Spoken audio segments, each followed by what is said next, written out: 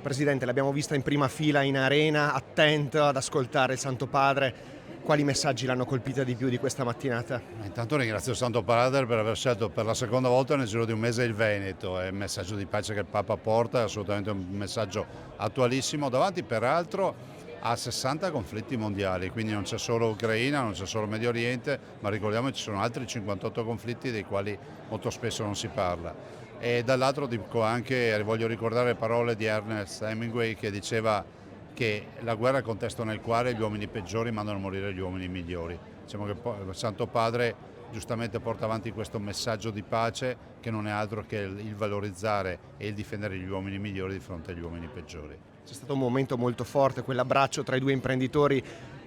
Penso che abbia toccato emotivamente anche lei.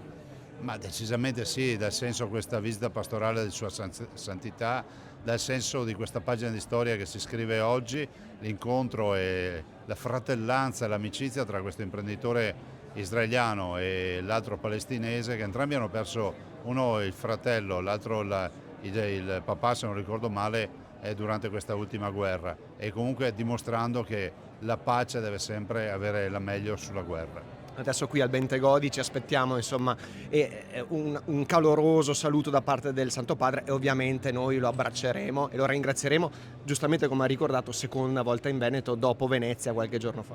Sarà l'apoteosi, sarà la sublimazione e sarà il suggellare questa visita che diventerà storica, iconica, e penso che il Bentegodi pieno, come già abbiamo avuto modo di vedere che sarà pieno, sarà proprio l'occasione per ringraziare il Papa.